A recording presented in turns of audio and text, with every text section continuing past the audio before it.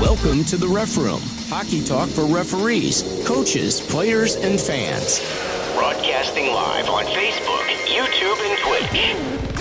With your hosts, Smokin, Silz, and Brad Baumruck. Live. The Ref Room starts right now.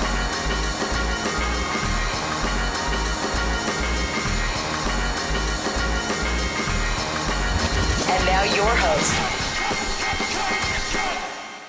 Oh, yeah, it is Wednesday. Welcome to the Ref Room. Do it. I am Scott Smokin Silz, joined by the peanut butter and jelly loving man himself, Brad Baumruck. Hey, my wife gave me a little stick last week over the fact you didn't mention anything about peanut butter and jelly all week. So I'm like, okay, we got to come back with it. So my man Brad is definitely the peanut butter and jelly king.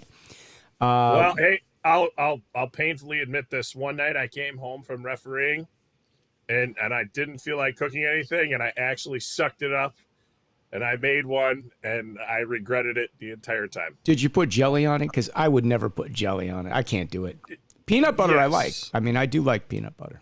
What can I tell you? Yeah, it's not my preferable thing, let me tell you.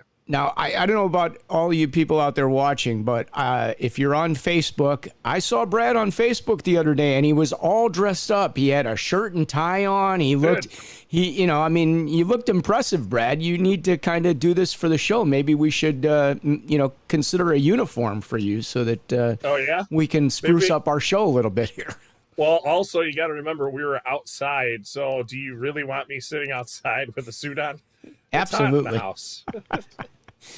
All right. Well, thanks for joining us, everybody. It's the Ref Room, and we have a very special guest with us today. This guy is a legend. He has been around forever. Very popular guy amongst the reffing community. Does a lot. Been around for quite some time, and I'm very proud to say that I actually knew this guy growing up. And when I was not a referee, and I came into the referee community about 10 years ago, I keep hearing about Pops and Joe Prescott. Like, I didn't know Pops was Joe Prescott, and it's like, I know that guy. I used to play hockey with him at Rainbow Arena back in the day. So we did spend a little time together back then, and I'm very happy that Joe Prescott has joined us on the show today. He is the legend, and I see Joey Hedeman has already stated that. He says the man, the myth, the legend, Pops on today. Nice. Yeah. So, hi, how are you? There you go. I'm very happy to be with you. Well, we're glad to have you. So we're going to talk about a bunch of stuff today, and I do want to talk about how hockey has evolved, but I kind of want to talk about something else that kind of happened last night. Skated at McFetrich last night, and we're back to wearing masks again for hockey, which I was very surprised by. Happened, wasn't happy about it. Got to be honest with you. Had 3 people chase me down. Where's your mask? Where's your mask? I'm like, since when did we need a mask? Nobody notified us. Yeah. Well, in Cook County, they're suggesting that you wear it, and suggesting is not you got to wear a mask. I mean, I'm sorry, that's not the deal.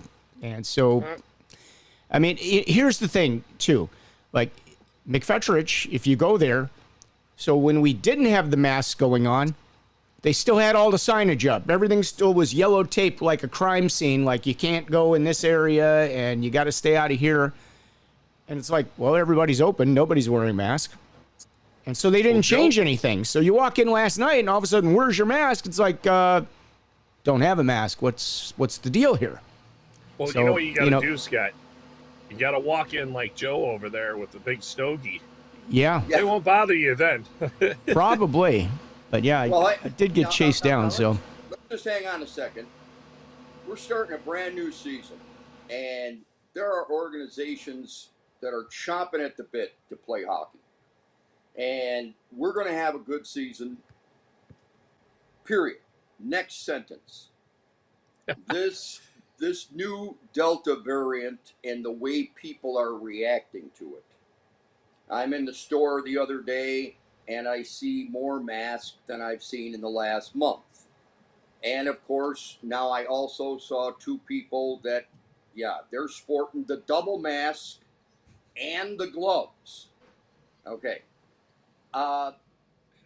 My general feeling on the whole thing is not just for hockey, but our media, our mainstream media has done an awful job on this, and I'm not even going to get into the politics of it, but they've made it a political football. Yeah. They've not made it a positive thing. And I will tell you this. I'm old enough to know from my parents and my aunt and that how bad polio was and how bad tuberculosis was. My father's first wife died of tuberculosis. My great-grandmother died of tuberculosis. There was something called the March of Dimes, where people would put dimes in the slot and they would send them in little, and the school kids would bring them into their teacher and they would send them in. This country beat those things by being positive and realizing it was very dangerous. I'll tell you something else. A commercial with supposedly a Native American guy, but really it was an Italian guy that just lived outside Brooklyn, who was an actor. Many years ago, we had a problem, and this is the honest to God truth. People won't believe it today. But, people had finished their sandwich and stuff. They're driving down the highway. They just throw it out the window. I remember that. I remember the commercial. I remember that commercial. When I was played a Native American that was crying. I remember that. Right. Yeah. Yeah. The people go in the gas station and take their ashes, and just throw it outside the door. They wouldn't even get out and put it in the can. Yeah. That commercial and the positive influence of how great our country is and how beautiful it is, everybody had a positive attitude, and within 3 to 4 years, you saw a completely different highway system, and except for some bad areas, everybody else stopped throwing garbage out of the car. Well, they still throw it in my neighborhood. They still throw it out. So Well, it's just the way it is. I can't stand litter. I know. Yeah, I mean, you honk the horn at them. They're at the stoplight, and they just drop the cup out the window. Like, really? It's unbelievable. So I'm going to say the same thing here, because last year I skated in 6 states, and every state was different, and sometimes every organization was different. There were some organizations, high school hockey in Wisconsin, that wouldn't let the kids in the locker room. They had to dress on the bus. Yeah. There were other organizations, like you say, the kids were wearing the mask, but they were like, chin holders. Yeah. All I can say is, for us as officials, we're going to have a season. We're going to have a good season. And if you don't want to go to the rinks that are hyper about the mask, or if the situation gets a little worse for a while, fine. But we have millions of people vaccinated, and just think how well that vaccine has worked, and they're going to have a different booster vaccine for this Delta variant. Let's keep positive. Let's show all the positive instead of what the media says. And as for hockey, we lost a whole season in Illinois. Yeah. Those teams are dying to play, and we're going to have more hockey games than ever before.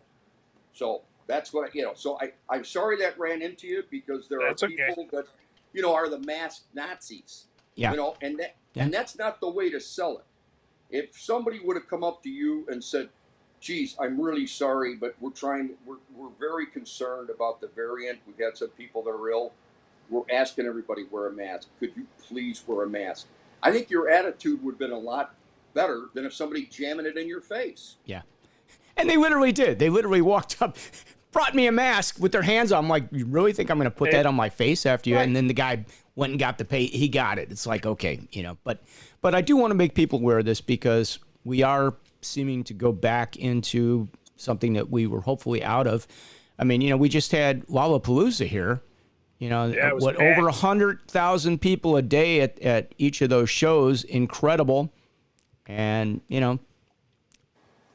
I don't know. They got it in. They got it done. Big business, Scott, baby.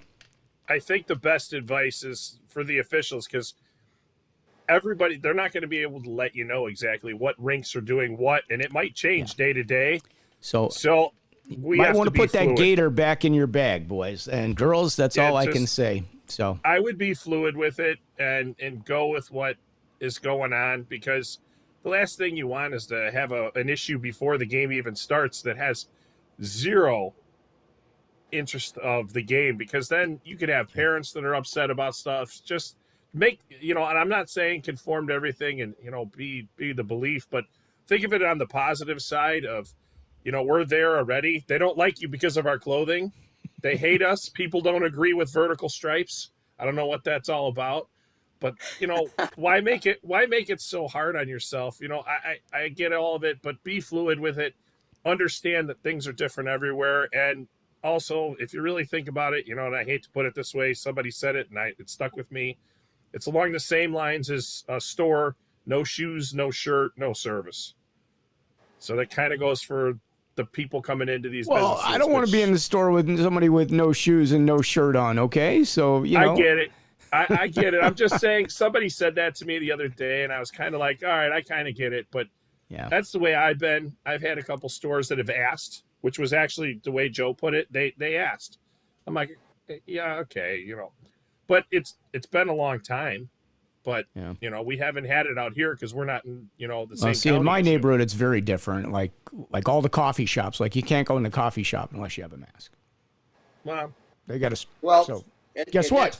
Guess what? I don't go in those coffee shops. Real simple. You don't want my money, you don't get my money. Good luck to you. Right. That's all. All right. Yeah. Again, all right. Anyway, just wanted to pass that along because be prepared, guys. You may have to make an adjustment here. So that's kind of all we wanted to do was bring that out and let you know that that's a potential. Let's talk about the fun stuff. I want to talk about the fact that our guest today has probably the nicest background I've ever seen from any guest. He's got our sign back there. I mean, I was very impressed by that, Joe. So thank you very much for that. I thought that was very cool. You guys put on a very entertaining show. You cover a lot of topics. You get very interesting guests. I mean, it's great. It's right here in Illinois. It's on Facebook. It's on YouTube. People can, catch it. If they can't catch it at noon, it's on YouTube later. So it really is a benefit to our hockey community. And, folks, our game is still a niche game. Yes, it's so much bigger than when I started, but it's still a very small community. And you have to always keep that in mind, no matter what you do. Coach, play, if you're, one of the people that help set up things at rinks. But as an official, trying to keep your neutrality and being aware that it is such a small community. Because, we still have guys coast to coast that run down other guys that, get into all the negative whenever you talk to them. We have guys that come in the room sometimes, just 15 minutes for game time instead of, on time. And they drop the bag and, this damn game, I don't want to be here. And many times I'll ask, well, why are you here? Hey, you don't have to take the game. You don't have to click on it, okay? Yeah, you don't want to be really, there. Don't click on the game. It's real simple. I mean, if you don't like it, don't do it. And, you should be out there, and it should be something that really fulfills you. Yeah. You mentioned Rainbow, and Rainbow was a great place. There we go. Just a great place. So we need to preface this because for those of you that are a little bit younger and don't know the geography of Chicago, back in the day, Rainbow was really the only rink in the entire city of Chicago. And there was a small private club, which is still there, called Saddle and Cycle, which is great for like the mites and squirts because it's a smaller rink. And they never really did build it out to get bigger. They've moved off and their organization has grown and they've moved to like McFetrich or they moved to Fifth Third or Johnny's, whatever the case may be. But back in the day, Rainbow was the only game in town. And that's where I met Joe. So I wanted everybody to kind of understand what this place was. All right. Oh, hold on. I have an understanding that there was no glass. And Joe, explain the staircase. Brick wall at each end of the building. I got it. And all right, let Joe tell you. Yeah. Let Joe tell you. Rainbow Arena was Michael Todd's $1 million theater. It was part of the construction with the Aragon Ballroom underneath the cemetery that was down on Lawrence. east of Rainbow. Rainbow was on Clark Street, just a little bit north, of Lawrence. And not many people know that the Aragon and Michael Todd's Theater had a tunnel underneath. There's a cemetery there. Yep. That, that's what it was. Then it went to boxing, and then it went to, wrestling. And then finally, the year I was born, 1956, Carvel, I can't think of his first name. Alan. Was his son. Alan Carvel. Alan Carvel, yeah. See, I got no skin in this game. He buys the building, and he's going to make an ice rink. And as Scotty said, Saddle and Cycle, down on the lakefront, a private club, had a curling rink, which the kids would go out and play hockey, but, there was nothing really organized at this time. At that time, the CBS studios still had a rink, but it was run down and very few people. It was just used for public skating. But the old Chicago Shamrocks played down there in the 30s and 40s, down where the CBS studio, the old Armory was. Okay. So Rainbow was it. And as for indoor rinks, all you had was now in the 60s, Northbrook, built theirs, and Michael Kirby's, and you had one on the south side. I forgot about that one. Hooked up to a bowling alley that was at 195th. But you had very few indoor rinks. Most of them were outdoor. Was that Glenwood? Yeah, I think Glenwood Gulls played out of there, or St. Jude, I think, something like that. Hey, So I'm gonna get off. You guys can continue this. I'll just watch. Yeah, so Rainbow. This is history, Rainbow though, had, guys. This is history. This is how your hockey evolved. Rainbow had the old, stadium seats. I mean, that were for a theater. And they had a little room that was, where you could announce, or where they had music played for the public sessions, or, and that. But since they took the stage out, you had one brick wall at one side and the other brick wall, which they cut a hole in for the ZAM. Sam, right. All right. And you had the fire exit. So no glass, okay. One big penalty box, where everybody sat in there. There were no divisions, And but in each corner of the rink on the far side, all right, they had emergency fire steps, which went down about 8 steps, and then if you blow out the fire doors. Out in the So alley. there were many times a guy would go, ass over tea kettle, as we used to say, and boom, boom, boom, boom, boom, boom, boom, boom, and down they go. Now remember, we had check hockey back then. In men's league was check hockey. There was no check. Didn't matter what level. It was, no matter what age, you were checking. All right. Right. And Right. And Rainbow from I'd say a week before Halloween until Valentine's Day was open 24 hours a day. Yeah. And that was from about 1960 to about 1975, 76. And there was no ice. So everybody went to Rainbow Arena. And there we go. And a lot of people don't know, right next to Rainbow in the same building owned by Alan Carvel was the Kinetic Playground. yeah. And the Kinetic Playground, everybody played there except the Beatles. Yeah. You name a group, they played there.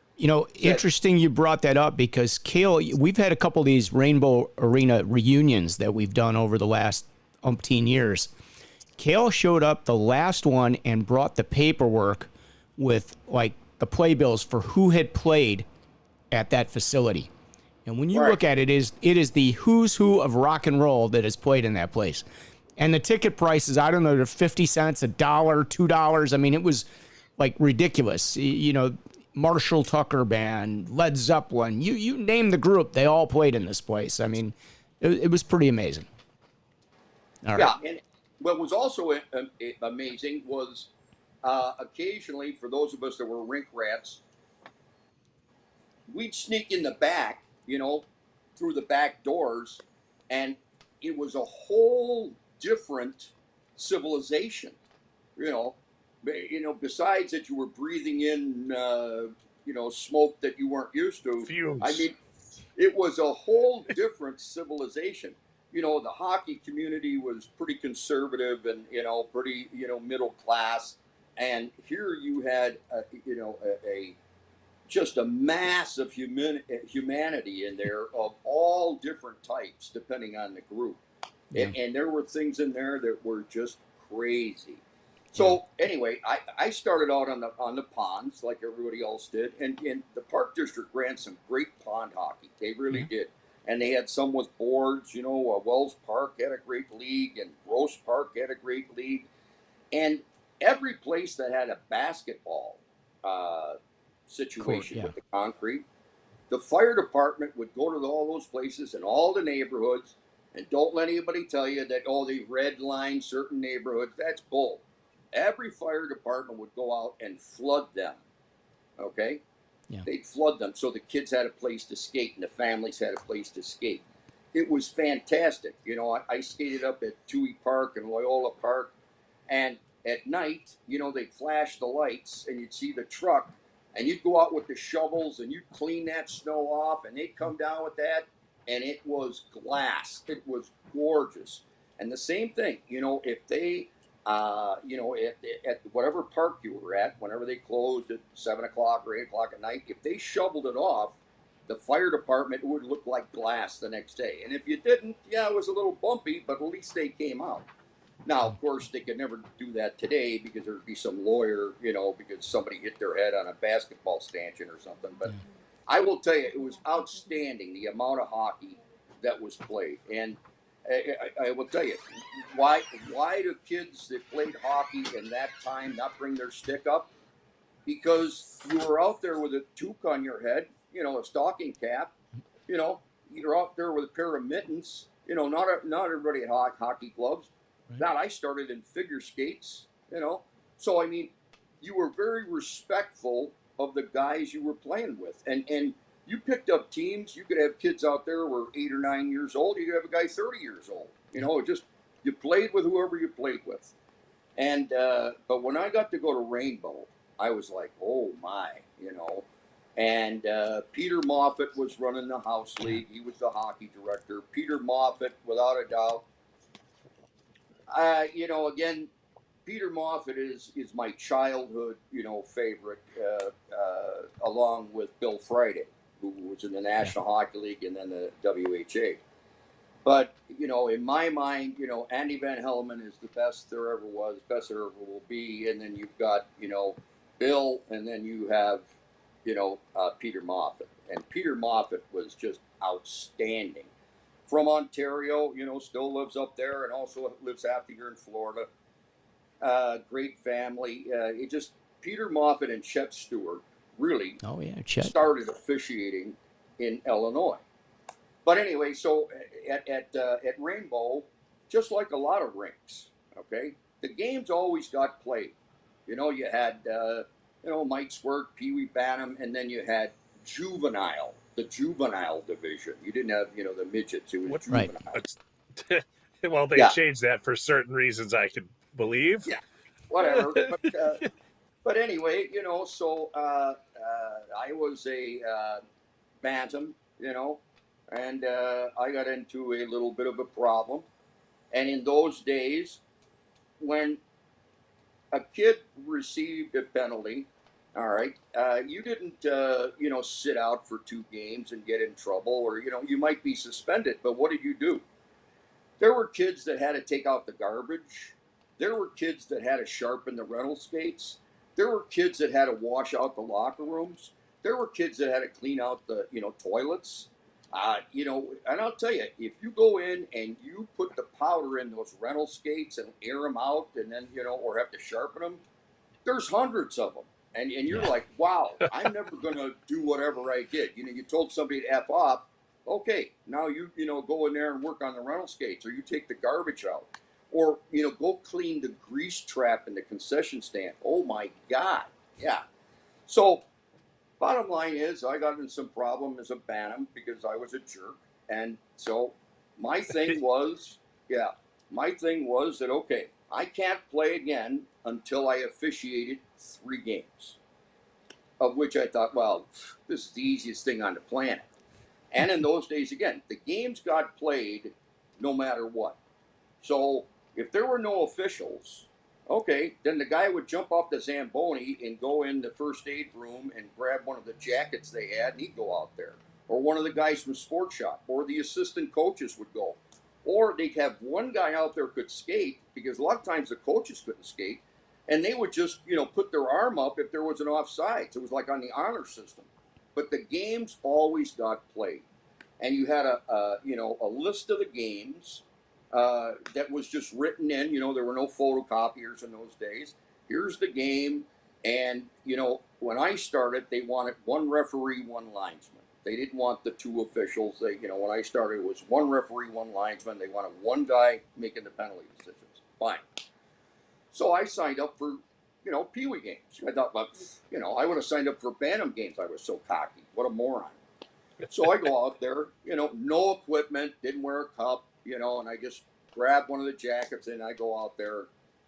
Sure enough, I don't know if it was the first or second face off because I don't want to drop the puck. Boom, I've got a clipped nail, right off the bat.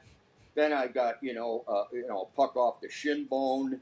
And then, I've got one off the ankle. We're in leather skates then, and I'm like, what in the name of, And the guy that was officiating, Dave Bierman, a great guy, he comes over and he goes, not so easy, huh, Pressy? And here's a guy I was probably saying the F word to, 3 weeks before. And that was January of 1970.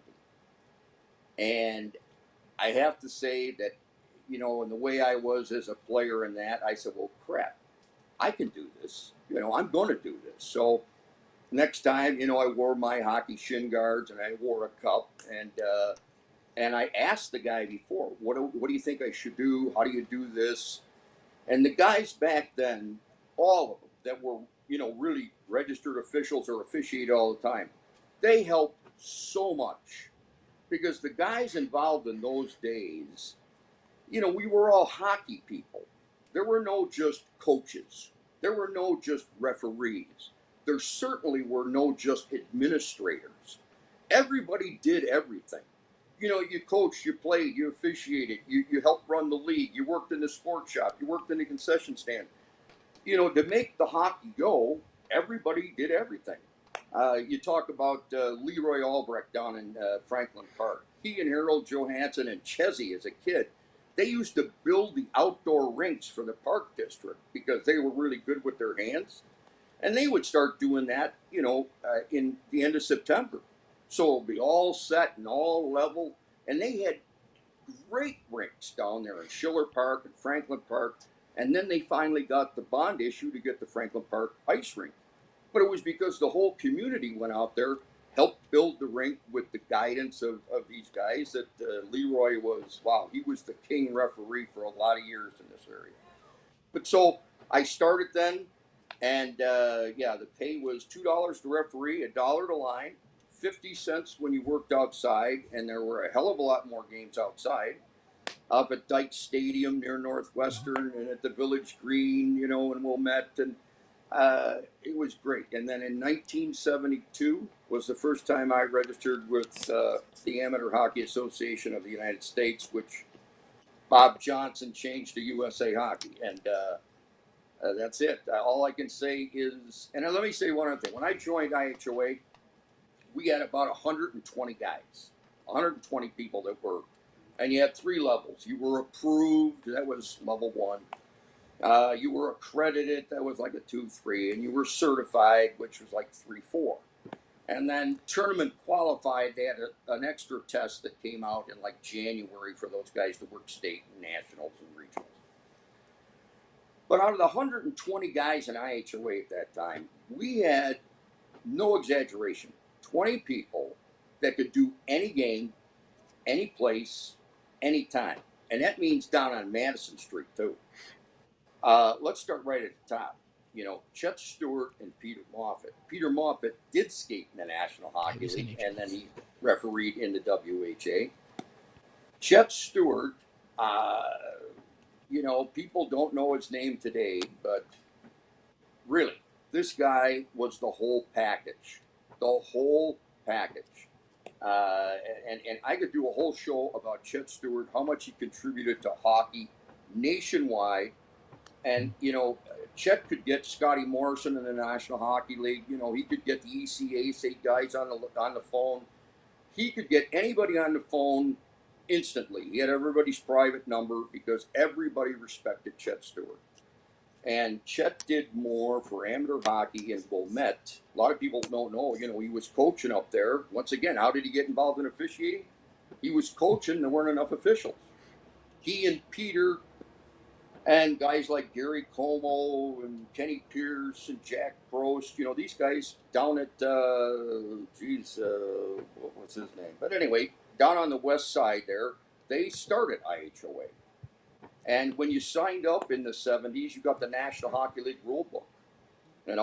That's the rules you were using. And, that's where I was going to go. Yeah. I was going to ask you. I was waiting for an opportunity.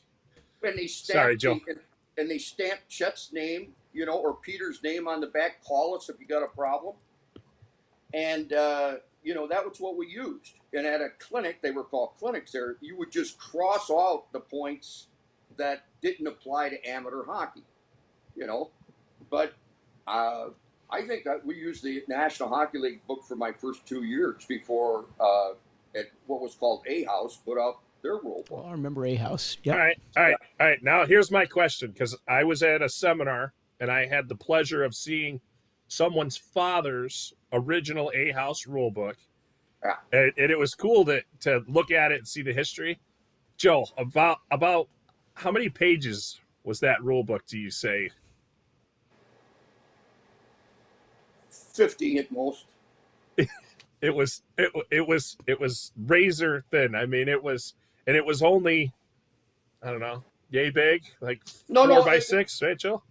Yeah, no. Well, again, the rule book today is bigger because it has 600 pages. But right, it's crazy. Yeah, I mean, again, let me see. I pulled it up. It was 444 pages if you want to print out the new rule book and case book. And but yeah, it was about 50 pages, and because it was so small, it looked a lot smaller. But I will have to tell you this: I wish we still had those rules. It would make everything easier. And as I always say, and who's ever listening, who's an official, let me say this. The rules were very clear there, and there weren't, subsection A, B, C, D, Q, Z, all the rest. It was very clear. And right now we have a problem that there is 40 playing rules in USA Hockey. Now, there's other sections of the book. There's 6 sections of the book. But in USA Hockey, there's 40 playing rules. Starts at 601, ends up at 640. Uh-huh. Believe me. I thought there was a 641 rule. Yeah, well, that's when you need one late in the game, Or somebody asks you about a rule and you don't know what it is. You say 647. 641B. Yeah. 641B. Yeah. In the last 15 years, only one rule has continued to expand. Now, I don't have the new rule book, so I don't know. But there's only one. And that's Rule 601, abuse of officials and other misconduct. I'm going to be very clear here to everybody. There's 39 other rules, playing rules. If you use those 39 other rules, you won't be bouncing to 601 as much as some people do. Some people immediately go to 601. If they would get their nose into the other 39 playing rules and see what other options they have, they would use 601 less. Now, don't get me wrong. Unfortunately, because some of the things that have gone absolutely haywire in our game and in society, yes, there is abuse of officials and there is misconduct. But I'm just saying that if across the country, if everybody used those 39 early in the game, communicated well, they wouldn't have to bump the 601 as much. And, and the old rule book, believe me, that section was a very small section. Was it basically they had to like throw a chair at you back in the day, or what's up, Joe?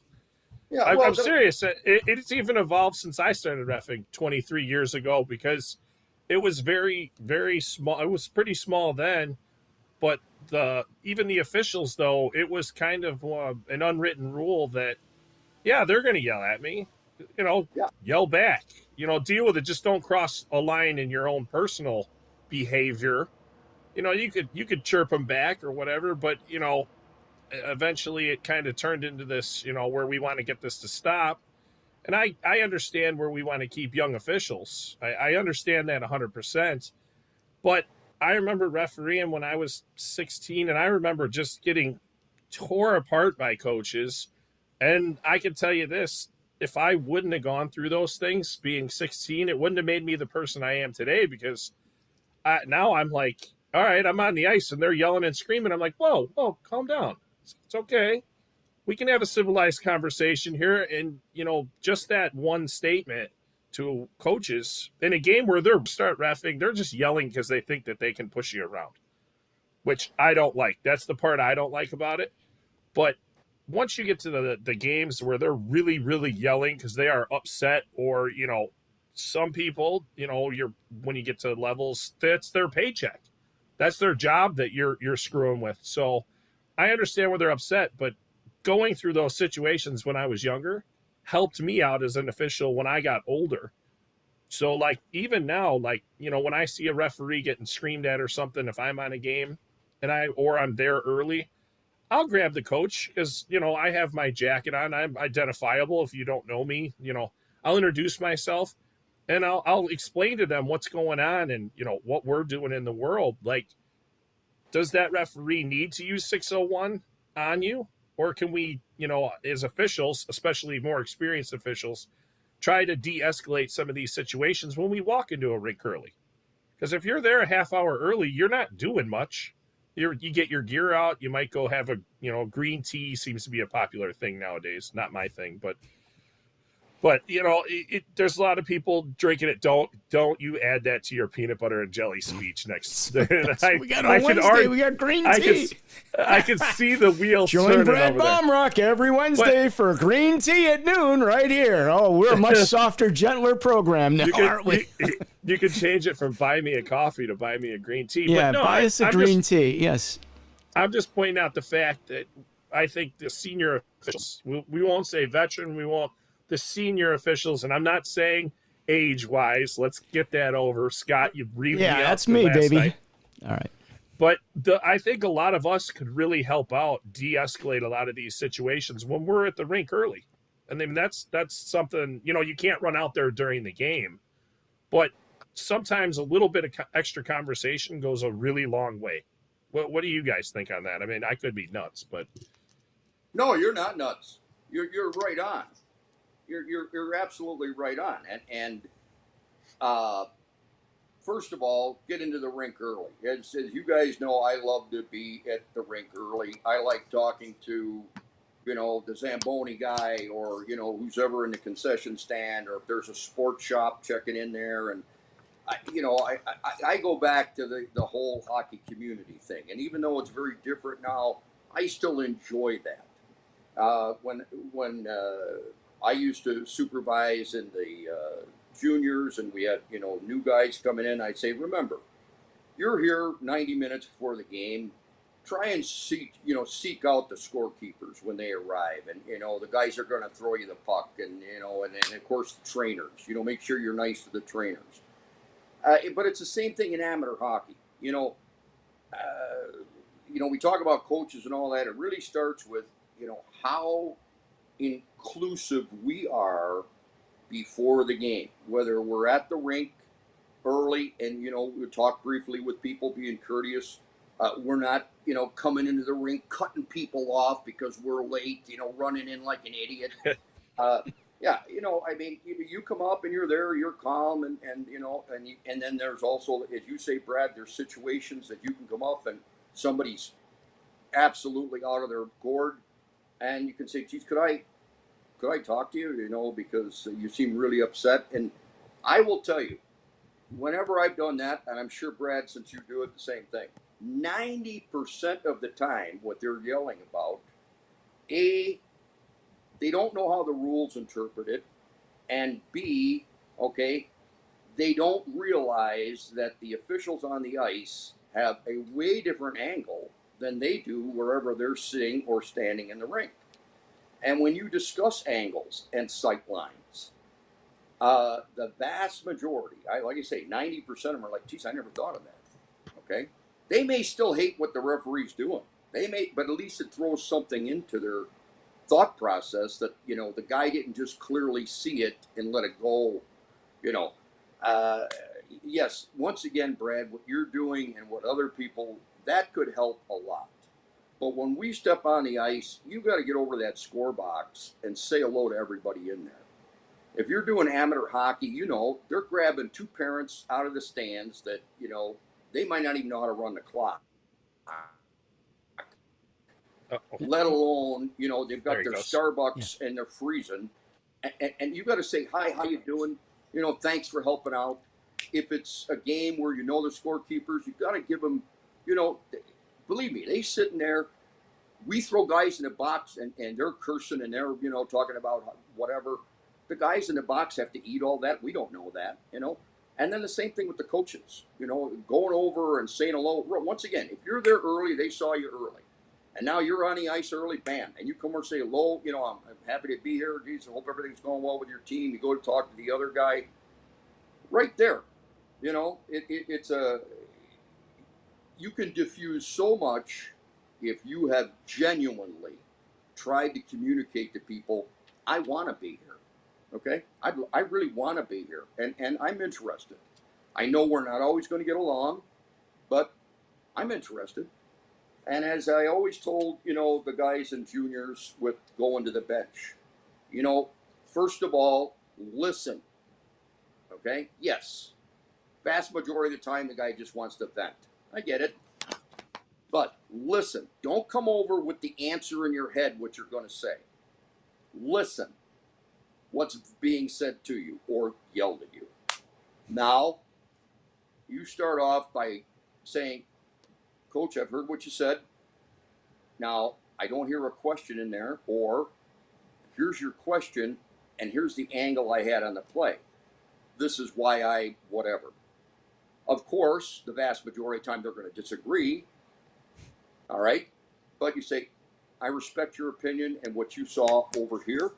I can only tell you what I saw and why I did whatever. Assessed a penalty, didn't assess a penalty, called the offsides, didn't call the offsides, whatever you're going to say.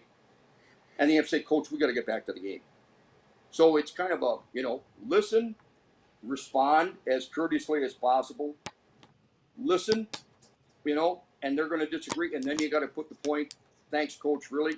I will answer questions you have, but I got to get back to the game. Whatever you have to say to get the puck going again.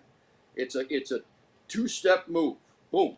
Because some of our guys have to prove they're right and have to prove the coach doesn't know the rule. Quite frankly, you could know the rule book inside and out, and nobody does, and quote them a rule.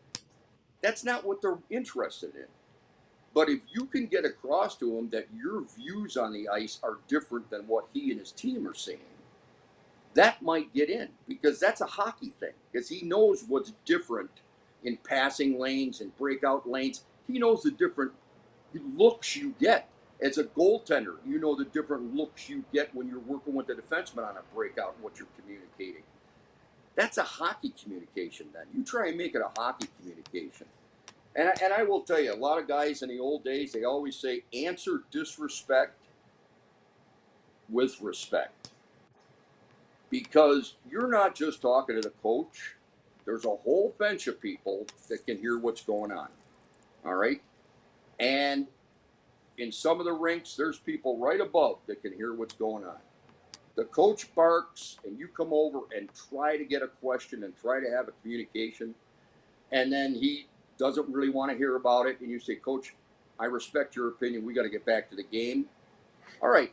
He may not be happy. A couple of kids might not be happy, but I'll tell you, there's a lot of rational people who are going to say, okay, I don't like that guy, but, he tried being fair. He tried giving us time, and then he got the game moving. That's going to solve, I think, a lot of problems. If our guys don't have the answer in their head what they're going to say while they're skating there.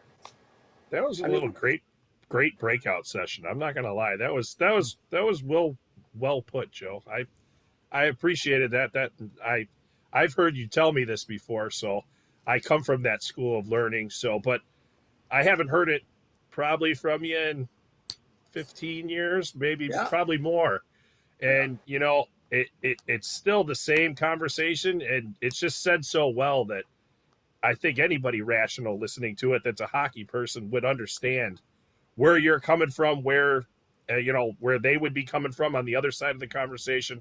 I just want to compliment you on that. I'm sorry, to interrupt with that, but no, thank you. And again, I appreciate you complimenting me, but I don't know exactly if that came from Andy Van Helleman or if that came from Chet Stewart or if that came from Bobby Lilla or, if that came from Jack Prost, or if that came from John D'Amico when he wasn't yelling and swearing. I was so blessed to be around people that, as I told you, we had 20 guys when I started that, wow. I mean, Leroy Albrecht, oh my God. I mean, the guy could do anything. Chezzy, when he was an official, he didn't like the BS. I got it, but boy, could he go. Johnny D. Pasquale. Johnny D should have been in the National Hockey League. Johnny D, only problem was he was so small. He was smaller than D'Amico. But could that guy take off and go? He could go anywhere. I could just go on with the names. All I can say is Sam Ferrara, another one, out in Park Ridge. Oh, my God. Tell you a Chet Stewart story, okay? We had numbers for a few years, okay? And, of course, we're going to do the numbers, and of course, Chet's going to be number one, right? Chet Stewart says, no. The guy that's doing the most development and teaching right now is Sam Ferrara. Sam's going to get number one. Now, I don't know about you guys, but in today's world, I don't know how many guys who were the national referee-in-chief and respected on both sides of the border in Canada and down here, respected in the National Hockey League. I don't know how many guys would have that same humbleness that Chet Stewart did. And Sam wore that for a couple of years. Boy, when Sam would come out there, nice Italian guy, of course we didn't have the helmets, everybody had the pump hairspray, and he would go out there with that big number one on the back. Why? Because Chet acknowledged how the Park Ridge program was developing officials and growing, and that's the kind of man Chet Stewart was. And I will tell you that I was certainly blessed, but our game was blessed by so many guys. I wish I could just go through a story on each official and how much they contributed, because sadly, and I say this all the time, our game has become, there are guys that are just coaches and just officials, and they don't want to mix. And you have so many different administrators, some administrators in very important positions that never even go to the rink. They're on the computer all day. They don't even go to the rink. Now, I'm sorry. If you're involved in our game, you don't go to the rink. So, and it's okay if this is a part-time thing, but we're right in the middle of seminar seasons, right? IHOA's running their seminars, everybody across the country. Everybody is. Yep. There's tons of them. Yeah. So the bottom line is that was a great time for us. When we got by Labor Day and seminars were going to start, God, you knew that there's guys you haven't seen since February or March at the latest April, and you're going to see these guys, and you're going to go to your seminar, whether you're an instructor or whether you're a person attending, and you're not going to get home till easy 11 o'clock midnight. Some of the guys 2 or 3 in the morning, and when we teach seminars. You'd go out to Rockford, you're leaving, I lived in Chicago at the time, you're leaving there at 5 a.m. And, you're going to go to Rockford, teach a seminar, go have some pops with the guys that are the Rockford officials, and then go meet the rest of the guys that, that had a high school game that Friday or that Saturday or Sunday. you're going to meet them at the Prime Minister or wherever, and you're going to talk hockey. And hockey guys and hockey officials, we used to be like pilots. You never see pilots, with their hands, how they're always talking about, yaw and that. That was the same thing. You'd get together and, I had this situation today, and this is what I did.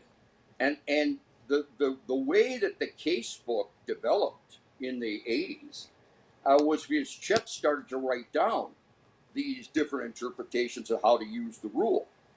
And really, where did that all come from? That came from officials getting together in sometimes huge groups. Sometimes you go into a pub, there'd be 50 guys there, 50 guys. They came from the Lake Forest College game. They came from the Glenbrook North, Glenbrook South game. Or if you're on the south side, they came from the Catholic League games, maybe from the College of DuPage game.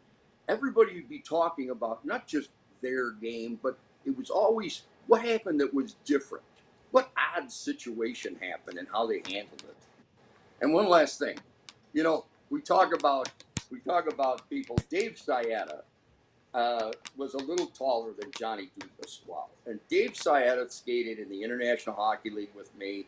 He skated in the CCHA. I don't know if Dave is 5'6" or 5'7". And you have to remember, in those days, you had to take a lot. And when those guys fought in those days, there was none of this like today. The linesman puts his arm in, and everybody kind of stops. No, when they were fighting, you had to break up a fist fight. And I'll tell you, there were a lot of times we were coming back from Muskegon or Fort Wayne or something, and the linesman was chipped up a little bit. Fat lip or fat eye or something like that, because you go in there, no helmets again in those days, and you had to break up two guys that were really pawing at each other. There was none of this, bop, bop, the linesmen are there, they put their arms in, okay, we're good. There were guys that you had to pull apart. And you think about Dave Sciatta, all those years doing that, 5'7", I mean, he was a strong guy, kept him in good shape, but oh my God, Johnny D, maybe 5'4", 5'5". And John DeMico, the best linesman there ever was, ever will be, 5'8", and they had to pull those guys apart, I'll tell you. How did you guys survive without the helmets? That's what I want to know. I mean, everybody catches an edge once in a while going backwards, and you know what that means. Sticks. Yeah. Well, first of all, let's say that the sticks were much lower than they were in today, and the shots were lower. In the 80s, they started the statistics, weird statistics, but in the 80s, 82% of the goals scored in the National Hockey League was 18 inches or lower. Right. Okay? Now, it's still a majority, but I think it's at 61% is scored there. Listen to it. You go to a high school game, and you just listen to bang, bang, bang, it hits the glass. It hits, it goes out of the rink, I don't know why the goaltenders don't go out at those kids and whack them with the big stick. It's supposed to be a warm-up. Warm up the ears. Warm up the goalie's ears. Yeah. So A, the pucks flew everywhere, and B, anybody that hit an official, whether you were a little mite or whether you were playing, like you mentioned, the adult leagues at Rainbow, God, the old Prairie State League, oh, that was great. But, you hit an official, everybody was taught, if they had their head down, okay, if the guy just wasn't lazy. But, I mean, if they don't look, I'm really sorry, you okay? And a lot of times you weren't because, we had leather skates on, and there you go. So you learned at an early age to look for the official, to make sure to, why? Not just because we were all nice and politically correct, far from it. The coaches would say, you hit the official, whether it's your fault, his fault, it doesn't matter. The puck's going to stay in our zone. So you're going to learn how to pass around the official. Don't hit the officials because we then are in a problem to get possession of the puck back. Okay, so the sticks were down, and also everybody that played outside. And Scotty, yeah, you might catch an edge like you did when you broke your leg. You know, that was horrible. You know, I didn't And catch you're an a edge good- on that. I caught a stick going across my leg. Well, I thought it was a player. I'm sorry, you know, but Yeah. yeah, okay. But I have to say that the bottom line with that is everybody played outside, and there is no such thing as perfect outside ice. Yeah, that's It for sure. cracks just because of the weight of the ice and that. You're going to fall down a lot. And as I've told people many, many times, if our coaches didn't coach checking, USA Hockey, the Federation, everybody, let's have a checking clinic. No, let's have a how to receive a check clinic. And that's the difference. Years ago, you were taught when you got into uniform, the coaches taught you how to take a check, how to fall into the wall, into the boards. And remember, we had chicken wire. You want to rub your face on that, you know? Chicken wire. We had True Link fence, okay? Yeah, right. You know, And no chicken wire face mask. You had a mouth is- guard that was like What is 4 fingers is- there. You know, that what was is what you True had. Link fence? chicken, know, like- chicken wire. That's that. You know, Chicken wire's the skinny little stuff that, you know, Are you talking about like I'm talking about like a outdoor, fence, like a metal fence is what we had. yeah, in the like rink. Downers Grove and Carroll Stream had that. They had chain link. Chain link. Chain link. Chain link. That's it. Yeah, True Link Okay. is what. Big thick. you know. That's the big thick stuff. Yeah. I'm talking about Yeah. some rinks just would make a square and they would just nail in chicken wire. It's what people put Yeah. around their gardens. You know, it's Yeah. that thin little stuff. Looks like an octagon, and it's Yeah. anyway. They used to but put what is that up that at the chick- ball hockey rink at hockey camp. That's what you'd have behind the nets for that. But I whether you believe had- it was in the Blues Brothers, if I remember Yeah. correctly. Yeah, but if you had chain link or you had that, I mean, you had to learn how to pull your face away from that, or believe me, you'd be looking like some kind of Stephen King story. I mean, it was ugly. Yeah. So and when I talk about checking from behind, I mean, we have kids today that are turning their back to receive passes. Now, I got serious news for you. We can throw guys out of games. We can have all these penalties. But if guys are going to be putting themselves in a dangerous situation, that's awful. That's awful for the game. And someday somebody's going to make a mistake. They might snap that neck, and there you go. But we didn't have helmets until 1986. And I wrote the rule, for the helmets. And the reason why is we had so many guys that couldn't skate backwards at that time. At that time, we had like 800 guys in Illinois. God, we had some guys that just were awful, and they were trying this goal line movement, and they'd be trying to, go half forward, half backwards, and they'd catch their heels and bang. And I was seriously concerned that there were guys that just were going to kill themselves. Now, as soon as we put the helmets on, the sticks in the corners got higher. Just like when the kids put the face mask on, the sticks got higher and the hits got higher. So it's the same thing that, the sticks, and I'll tell you, when I officiated all the years without a helmet, whether it was kids hockey or pro hockey, the guys were tied up with the sticks up, and they'd see you there with nothing, those sticks would come down. They were aware of everybody around them. Players today are not aware of anybody, and they don't care who's around them. Yeah, and that's the problem. Yeah. People just launch the puck. You don't have coaches saying, look, when you're just throwing that thing high off the glass, again, it can hit one of the stanchions of somebody's rink, come right back on net. Yep. It can hit the referee and come right back in our zone. I mean, it's just, you're right. Nobody is teaching that just throwing that thing around is a good thing. Now you add, the composite sticks.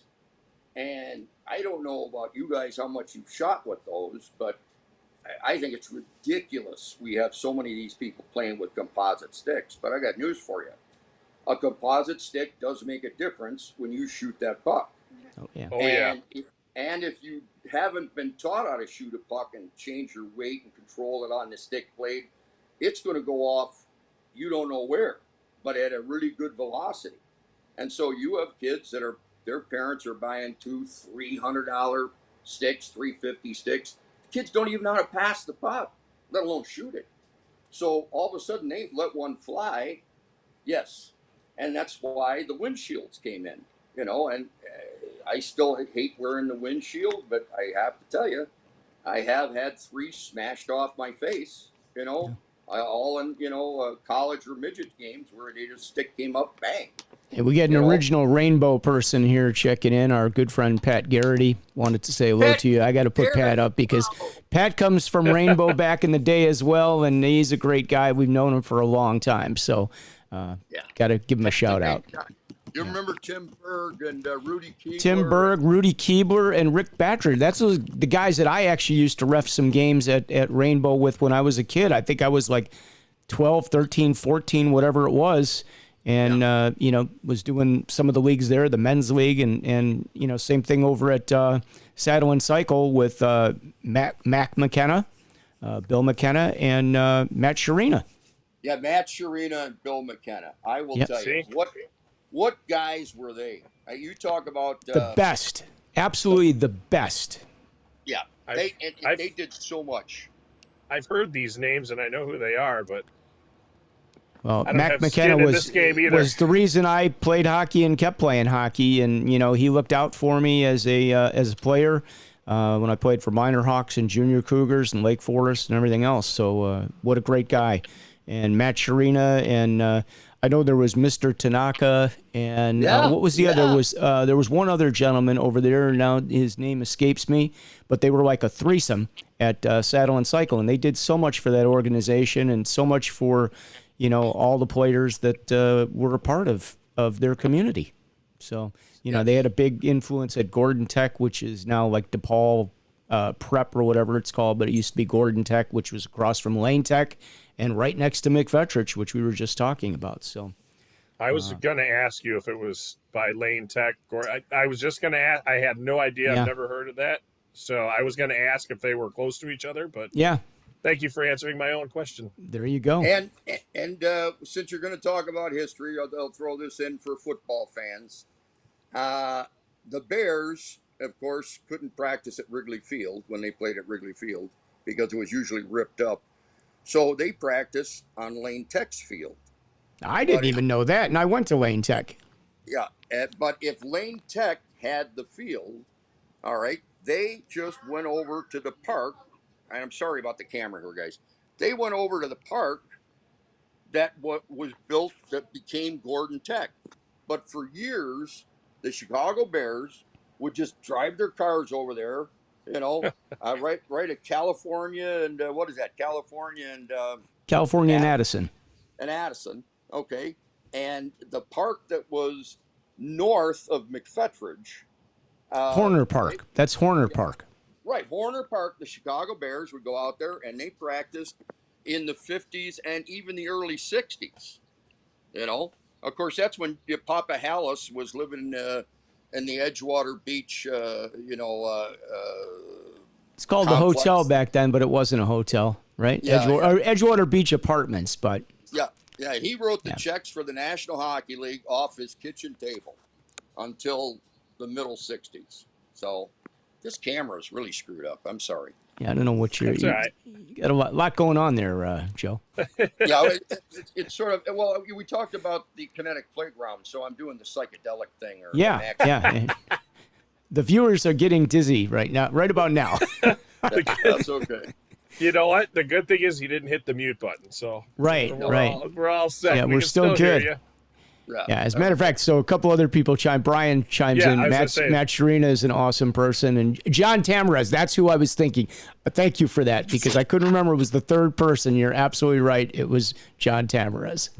And I think you're talking about, Chooch's dad, I think, was who we were talking about. Terry made a great I certainly point. remember Chooch, because I played with Chooch growing up, so I knew him as well. We had a lot of great players back then. A lot of people at Rainbow, just amazing people, and a lot of them still stay in touch, which I think is really cool.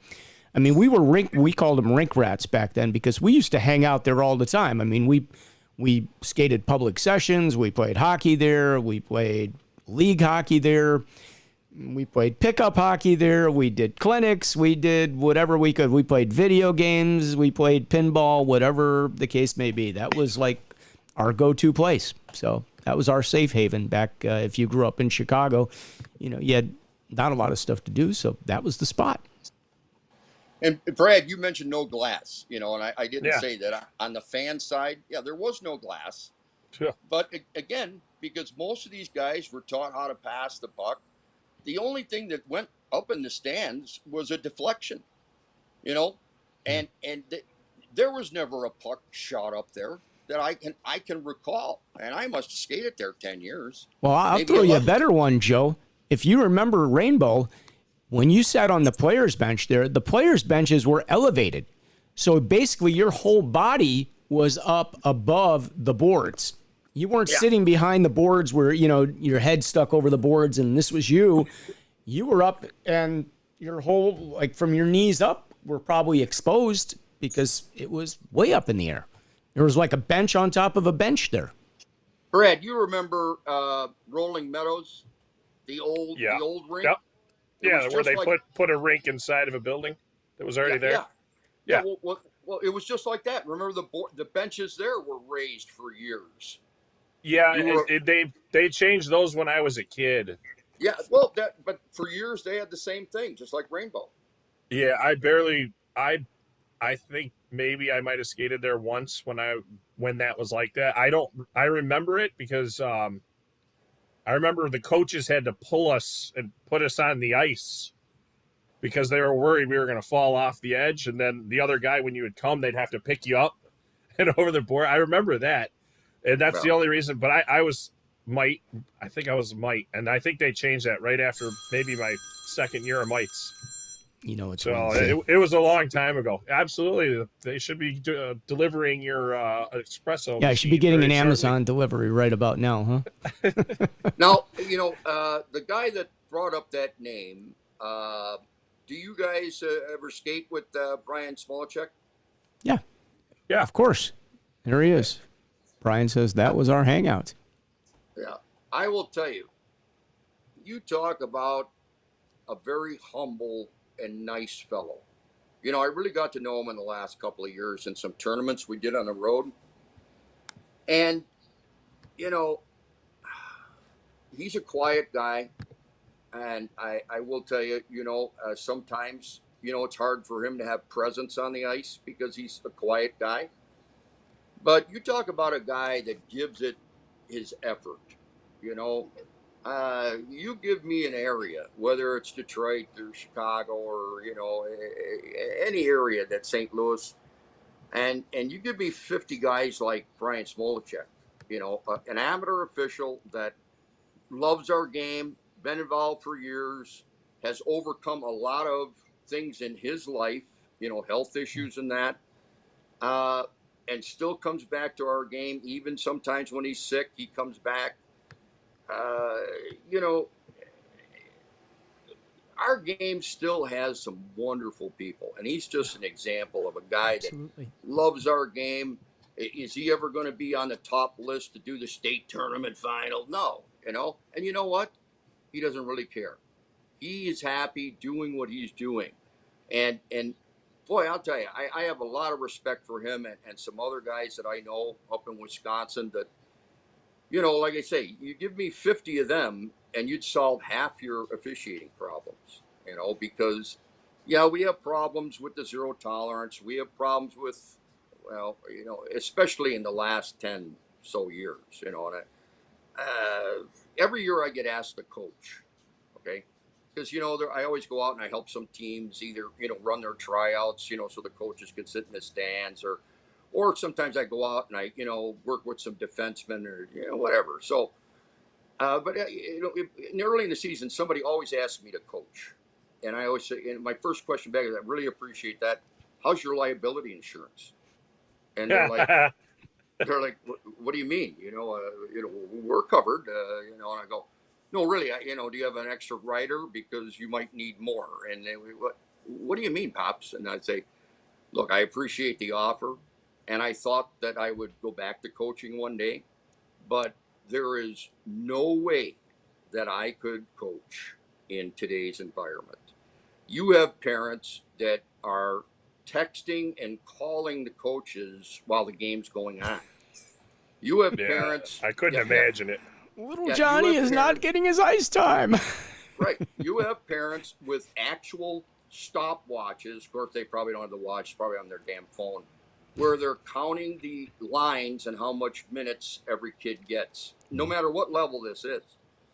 And of course, the coaches, all of them have to put up, it's not like coaching when I started or Scotty started or you started, Brad. I mean, the vast majority of these kids have gone through one divorce, maybe two divorces. You don't know who's really there. I mean, the coaches today have so much more on their plate than just hockey. And me, if I was coaching and somebody came up with, a stopwatch, that would become a suppository. I got news for you. Well, on that note. Hey, Joe, I got to ask you a question. What number did you wear when you were working the big time hockey? What number was on your back? When I was working big time hockey, we didn't have numbers. Okay, we had our names on the back. Oh, no number back then. I'm going to tell you because this. I'm leading up to something here, so that's why I was asking the question. Yeah. Did you ever wear number 4 on your back there, Joe? Well, for the alumni games.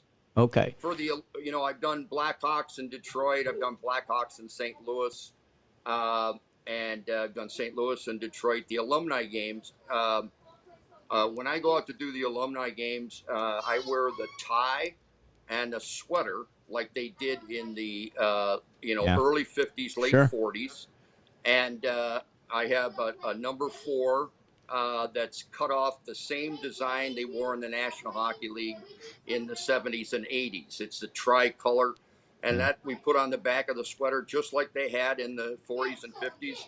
You wear the black tie with the white shirt, and So can you clear something up for me, because I know you a long time. I know, and I know you changed your legal name, I think, at one point to Joe 4 Prescott. And you see, Pat says, hello, good to see you, Joe 4, because we all know Joe is Joe 4. Right. I don't know how many people know about that, but is that... And it's really funny. No, it wasn't legally changed. I thought you had it legally changed. I was pretty sure. No. Here's what it was. Okay. When you go to get a checkbook, you have to use your legal name. Okay. But through knowing some people, and I was I was still in high school. I think I was 17. Yeah. And, at the First Commercial Bank up there in Rogers Park, my grandmother had started banking there 50 years before. So they kind of moved the legal name, and it said Joe 4 Prescott. And of course that was put in as the legal name on the what do you call it? The application, signature card or whatever. Yeah. Right. But okay. But I didn't want to play with the birth certificate and legal name thing, because I have 3 different birth certificates because my parents kept changing my name as a child. So that's a story for another day. That's another story I don't know about, Joe. See, you got me there. I love the number 4, and unfortunately, I love the number 4, and then a kid by the name of Robert Gordon Orr came along. Yep. And of course, everybody thought that was the reason. No, you had it before Mr. Orr had it. I know that for a fact, so I can vouch for you on this. Yeah, and the reason why is I'm a big baseball guy. Well, at least I used to be a big baseball guy. And Lou Gehrig, the whole story of Lou Gehrig's life, his parents' emigration to this country, him being the Iron Horse, the way that man died with dignity and honor. I was a huge fan of Lou Gehrig. And so when I was a kid, at baseball, I always tried to get 4 on my back, and then when hockey came, that was the same thing. And then when you played and you got to select your number, that was the number I always used to, 4 at either baseball or hockey. And I use it for golf a lot, actually, Joe. 4? Yeah. Believe me, when I used to play golf, I had to say that a lot. Yeah. But now I always tell, if somebody knows Joe 4, I think that's great. Kenny Michael and I talk about that all the time, God, Kenny Michael, here's a guy that his system, his software does so much for AHI and IHOA and whatever else. I remember when Kenny was putting that together on an Apple II or whatever it was, and he had a printer that looked like a piano. It was a big long thing, and it would go da da da da da da da da bang, and the thing would come back da da da da da da bang, and he had this in, he was living in a trailer because he had not passed the dental license yet, and he was too independent because Kenny's, but he wrote that on an Apple, whatever it was, E2 or something. Because he's a great coder. He was great into that and electronics. He used to be able to fix scoreboards.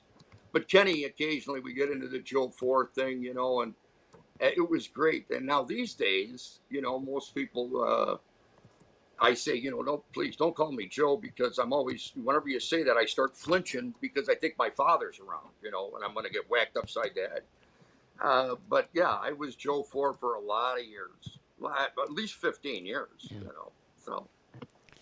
All right. With that note, Scotty, we have kind of gone over today a little bit, so thanks for sticking with us, everybody. And That's Joe, okay. it's been a pleasure, man. You're a great guest. We'd love to have you come back again and tell some stories and just talk some hockey, because you have so much knowledge of the game and the way it has evolved, and what the changes have been and could be or might be in the future, whatever the case. But so thank you for that. We really appreciate Thanks it. for having me.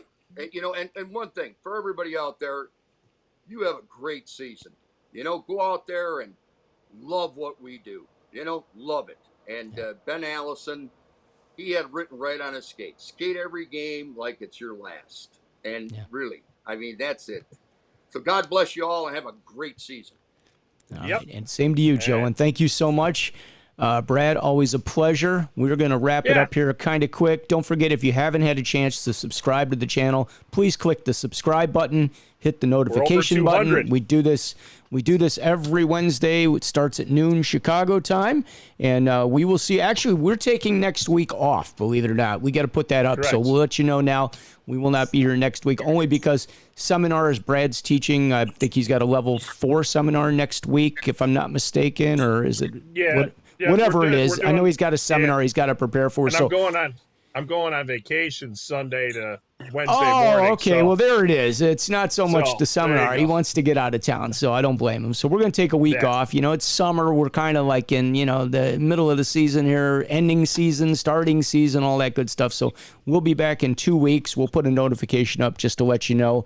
And, we appreciate all you guys that support the channel. All those of you that have bought coffee for the channel, we do appreciate it. So thank you for that. And thanks for being a part of it. So, Scott, thank you so much. And Joe, thank you for being here. We appreciate all you do for hockey, and it's great to see you. And I look forward to seeing you on the ice, my friend. Me too. All right. Thank you. All right, guys. Have a great week. Anything else you got, Brad, before we go?